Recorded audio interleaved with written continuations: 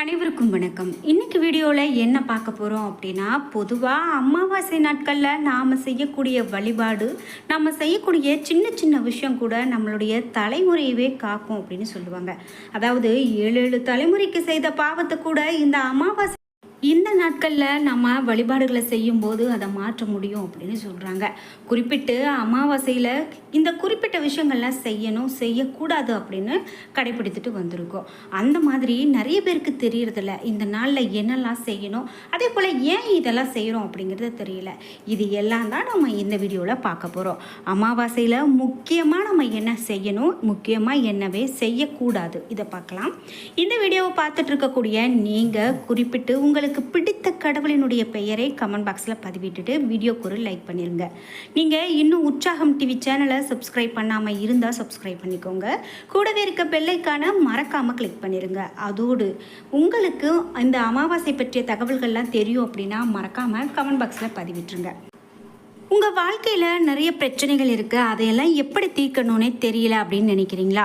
இந்த வீடியோக்கு கீழே டிஸ்கிரிப்ஷனில் வராகி அம்மன் ஜோதிட நிலையம் என்று சொல்லி தொலைபேசி எண் கொடுத்துருக்கேன்.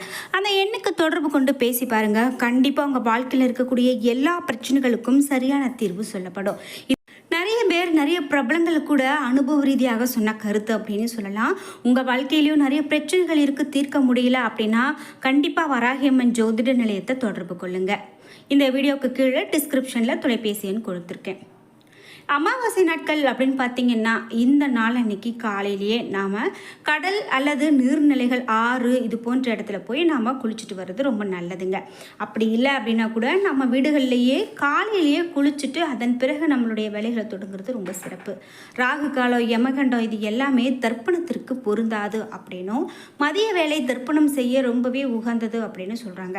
அமாவாசையில் தர்ப்பணம் அப்படிங்கிறது நம்ம நிறைய பேர் கடைபிடித்து வர ஒரு விஷயம், அது ரொம்பவும் நல்லது கூட. இந்த தர்ப்பணம் கொடுக்கும்போது தங்களுடைய கோத்திரம், குலதெய்வம், 3 தலைமுறையின் பெயர்களை அறிந்து கொள்வது ரொம்ப அவசியம். தர்ப்பணம் செய்த பிறகு வீட்டுக்கு திரும்பி வந்து மறைந்த முன்னோர்களுடைய படத்தை சுத்தம் செய்து வடகிழக்கு திசையில் வைத்து தெற்கு பார்த்து வைத்து சந்தனம், குங்குமம் இட்டு துளசி மாலை சாத்துவது ரொம்ப ரொம்ப சிறப்புங்க. முன்னோர்கள் பயன்படுத்திய பொருட்களை வைத்து குத்து விளக்கு ஏற்றுவது இன்னமும் நல்லது. முன்னோர்களுக்கு பிடித்தமான இனிப்பு, காரம், பல வகைகளை படைக்கலாம். தலைவாழை இலை போட்டு படையல் போட்டு கூட வணங்கலாம். அதே போல் கோதுமை தவிடு, அகத்திக்கீரை போன்றவற்றை நம்ம பசுவுக்கு தானமாக கொடுக்கலாம். இந்த தானமாக கொடுக்கக்கூடிய பொருள் குறிப்பாக அமாவாசை நாட்களில் கொடுக்கும்போது மேலும் நமக்கு இரட்டிப்பான பலனை கொடுக்கிறது அப்படின்னு சொல்லலாங்க. பித்திருக்களுக்கு தர்ப்பணம் செய்து முடிக்கும் வரை நம்ம வீட்டில் தெய்வம் சம்பந்தமான பூஜைகளை ஒத்தி வைத்துட்டு பித்திருக்களுக்கு தர்ப்பணம் செய்து முடித்த பிறகு தினசரி செய்ய வேண்டிய பூஜைகளை செய்யலாங்க. அமாவாசை தினங்களில் மாமிசம் கண்டிப்பாக சாப்பிடக்கூடாது. அதே போல் வெங்காயம், பூண்டு ஆகியவற்றை தவிர்க்கிறது தான் ரொம்ப நல்லது. தர்ப்பணம் செய்யும் போது கருப்பு எள்ளை மற்றவர்களிடம் இருந்து கடனாக வாங்கக்கூடாது. தர்ப்பணத்தை எப்போதும் கிழக்கு முகமாக பார்த்து கொடுக்க வேண்டியது மிகவும் நல்லது அப்படின்னு சொல்கிறாங்க. இதுபோல் இந்த தர்ப்பணங்கள் விஷயங்களில் உங்களுக்கும் நிறைய தகவல்கள் தெரியும் அப்படின்னா மறக்காமல் உங்களுடைய கருத்துக்களை கமெண்ட் பாக்ஸில் சொல்லுங்கள். அதே போல் இந்த அமாவாசை நாட்களில் நாம் வழிபாடு செய்யும்போது குறிப்பிட்டு நம்ம முன்னோர்கள்கிட்ட நாம் ஒரு நல்ல ஒரு ஆசையை பெறுகிறோம் அப்படின்னு சொல்கிறாங்க. அதாவது இவ்வளவு நாள் நமக்கு அவர்களுடைய திதி, அவர்கள் இறந்த நாள் அல்லது குறிப்பிட்ட ஒரு நாள் கூட மறந்துருச்சு அப்படின்னு நினச்சிங்கன்னா குறிப்பாக நம்ம இந்த அமாவாசை நாட்களில் வழிபாடு செய்வது இன்னமும் நல்லது. அதே போல் நாம் மனிதனாக பிறந்தால் தான் இறைவன்கிட்ட எளிதில் அடைய முடியும் அப்படின்னு சொல்கிறாங்க. வேறு எந்த பிறவிக்கும் இது போன்ற ஒரு சிறப்பு கிடையாதான். வானுலகில் தேவராக இருந்தாலும் கூட இறைவனை தரிசிக்கத்தான் முடியுமா ஒழிய அவரோடு இரண்டரை கலக்க முடியாதான். ஆக இத்தகைய அரிய மானிட பிறவியாக பிறந்த, அதாவது அந்த பிறவியை நமக்கு கொடுத்த நம்ம முன்னோருக்கு நாம் நன்றி தெரிவிக்கணும் அப்படின்னு சொல்கிறாங்க.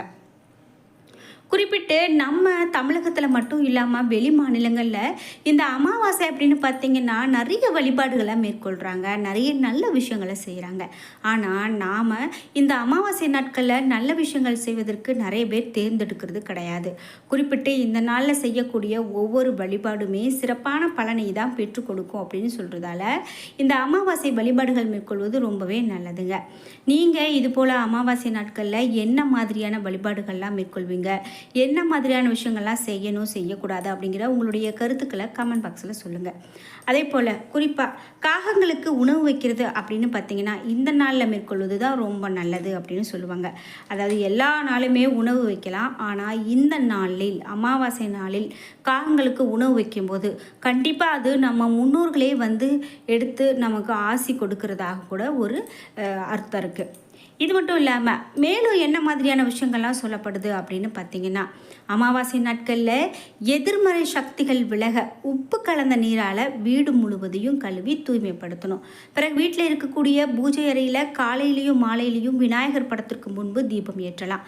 அமாவாசை தினத்தில் புலால் உணவுகள், பூண்டு, வெங்காயம் சேர்க்கப்பட்ட உணவுகளை தவிர்க்கிறது நல்லது. முடிந்தால் அன்றைய தினம் பால் பழங்கள் கூட சாப்பிட்டு நம்மளுடைய விருப்பமான கோவிலுக்கு சென்று வழிபட்டு இருக்கலாம். அது ரொம்பவே நல்லதுங்க. மந்திர தீட்சை பெற்றவர்கள் அல்லது தங்களுடைய இஷ்ட தெய்வத்தை வழிபட்டு தங்களின் விருப்பங்களை நிறைவேற விரும்புபவர்கள் அமாவாசை நாள் முழுவதும் உணவு எதுவும் உண்ணாமல் விரதம் இருந்து தங்களுடைய இஷ்ட தெய்வத்திற்கு உரிய மந்திரங்களை ஜபித்து வழிபடுவதால் எண்ணிய காரியங்கள் அனைத்தும் நிறைவேறும். வீட்டில் இருக்கக்கூடிய எதிர்மறை ஆற்றல் நீங்கி நேர்மறை ஆற்றல் பெருகும். அது மட்டும் இல்லாமல் பொன்பொருள் சேர்க்கை உண்டாகும். நம்மளுடைய முன்னோர்கள் அமாவாசை தினத்தன்னைக்கு நம்மை காண வருவாங்க அப்படிங்கிறது ஐதீகங்க. இது எல்லோருக்குமே தெரிந்த ஒரு விஷயந்தான். இதனால் அமாவாசை தினத்தில் நாம் அவர்களுக்கு தர்ப்பணம் கொடுப்பது, படையலிட்டு வழிபாடு செய்வது போன்ற செயல்கள் எல்லாமே பித்ரு சாபம் நீங்கும். அதோடு முன்னோருடைய பரிபூர்ண ஆசையும் நமக்கு கிடைக்கும். அமாவாசை தினத்தில் குலதெய்வத்திற்கு பூஜை செய்து படையலிட்டு வழிபாடு செய்து வந்தோம் அப்படின்னா குலதெய்வ சாபம் கூட நீங்கும் அப்படின்னு சொல்கிறாங்க. அதனால் நீங்கள் இந்த அமாவாசை நாட்களில் இப்படி வழிபாடு செய்வது நல்லது. குறிப்பிட்டு குலதெய்வ வழிபாடை இந்த நாளில் மேற்கொண்டு வாங்க, அது இன்னமும் நல்ல ஒரு பலனை பெற்றுக் கொடுக்கும் அப்படின்னு சொல்கிறதால நிறைய பேர் குலதெய்வ கோவிலுக்கு அமாவாசையில் போய் வழிபாடு செய்யறதை நம்ம பார்த்துருப்போம். ஆனால் அது எல்லாராலையுமே செய்ய முடியறதில்ல. ஏன்னா வெளியூர் வெளிநாடுகளில் கூட இருக்கிறவங்க இருக்காங்க. அதனால் அவர்களால் நேரடியாக வழிபாடு செய்துட்டு போகிறதுக்கு முடியறதில்ல. நம்ம முன்னோர்களுக்கு இந்த நாளில் எள்ளும் தண்ணீரும் இறைத்து எளிதாக வீட்டிலேயே கூட பூஜை செய்யலாங்க. பித்ரு அப்படின்னு சொல்லப்படக்கூடிய நம்மளுடைய முன்னோர்கள் அமாவாசை தினத்தில் நம்ம வீட்டு வாசலில் நிற்கிறதாகவும் சொல்லப்படுது. இதனால் அவர்களுக்கு பிடித்த உணவுகளை சமைத்து படையலிட்டு பிறகு காகத்துக்கு முதல் உணவிட்டால் சிறப்பான பலன்களை கொடுக்கும். அவர்களுடைய ஆசையை முழுமையாக நமக்கு கிடைக்க செய்யும் அப்படின்னு சொல்லப்படுது. இதோடு அமாவாசையில் உணவு எதுவும் உண்ணாமல் தினமும் மந்திரங்களை உச்சரித்து விரதம் இருந்து வழிபட்டு வந்தோம் அப்படின்னா சகல சௌபாகியங்களும் உண்டாகும் அப்படின்னு சாஸ்திரங்கள் மூலமாக சொல்லப்படுது. அமாவாசை விரதம் இருக்க சிறந்த நாளாக கருதப்படுதுங்க. இன்றைய நாளில் பிரம்ம முகூர்த்தத்தில் எழுவது விசேஷமான சக்தியை கொடுக்கும். அது மட்டும் இல்லாமல் கெட்ட சக்திகளை விலகி ஓட செய்யும். வீட்டை சுத்தம் செய்ய அன்றைய நாளில் தண்ணீரோடு சிறிது அளவு கல்லுப்பு சேர்த்து துடைக்கலாம். அதே போல் காலை மாலை இருவேளையும் பூஜை அறையில் விளக்கேற்றி வைத்து வழிபாடு செய்யலாம். மேலும் குறிப்பாக அமாவாசை நாளில் விரதம் இருக்கிறவங்க விரதம் இல்லாதவங்க அப்படின்னு யாராக இருந்தாலும் புலால் உணவை தவிர்க்கிறது ரொம்பவே நல்லது. அமாவாசை ஒளியின் போது புலால் உணவு உண்ணும் பொழுது உடம்புல ஒரு விதமான அசௌகரியம் உண்டாகும் அப்படின்னு சொல்லப்படுது. இது அறிவியல் ரீதியாகவும் சொல்கிறாங்க. வீட்டில் நேர்மறை ஆற்றல் அதிகரிக்க அன்றைய நாளில் மந்திர ஸ்லோகங்களை உச்சரிப்பதும் அல்லது ஒலிக்க விடுவதும் மிகவும் நல்லது. உங்களுக்கு தெரிந்த சிறு சிறு மந்திரங்களை கூட அமாவாசை நாளில் உச்சரித்து பாருங்கள், நல்ல பலனை கொடுக்கும். பொன் பொருள் சேரவும் சகல சம்பத்து கிடைக்கவும் குலதெய்வ அருள் பெறுவதும் இந்த நாளில் ரொம்பவே நல்லது. ஒரு மண்பானையில் அல்லது செம்பு பாத்திரத்தில் பித்தளை கலசத்தில் தண்ணீர் வைத்து பூஜை அறையில் வைக்கலாங்க. அதில் குலதெய்வத்தை நினைத்து ஆவாகனம் செய்து கொள்ளலாம். அதன் பிறகு விளக்கு ஏற்றி தீபம் ஏற்றி வழிபாடு செய்வதும் குலதெய்வ வழிபாட்டை நிறைவு செய்யுது. நம்மளால் முடிந்த வரைக்கும் நெய்வேத்தியம் வைத்து வழிபடவும், அப்படி இல்லை அப்படின்னா சிறிதளவு கற்கண்டு வைத்து வழிபாடு செய்வதும் மிக மிக நல்லது அப்படின்னு சொல்கிறாங்க. இப்படி நாம் இப்போது அமாவாசை பற்றி நிறைய தகவல்களை பார்த்தோம். அதே போல் உங்கள் வீடுகளில் நீங்களும் அமாவாசை வழிபாடை எப்படியெல்லாம் மேற்கொள்வீங்க அப்படிங்கிற உங்களுடைய கருத்துக்களை மறக்காமல் கமெண்ட் பாக்ஸில் பதிவிடுங்க. என்ன நண்பர்களே, இன்றைக்கி வீடியோவில் அமாவாசை வழிபாட்டில் என்ன மாதிரியான வழிபாடுகள் செய்யலாம் அப்படிங்கிற நிறைய தகவல்களை பார்த்தோம். இந்த வீடியோ உங்களுக்கு பிடிச்சிருந்தால் லைக் பண்ணுங்கள், ஷேர் பண்ணுங்கள், கமெண்ட் பண்ணுங்கள். நீங்கள் இன்னும் உற்சாகம் டிவி சேனலை சப்ஸ்கிரைப் பண்ணாமல் இருந்தால் சப்ஸ்கிரைப் பண்ணிக்கோங்க.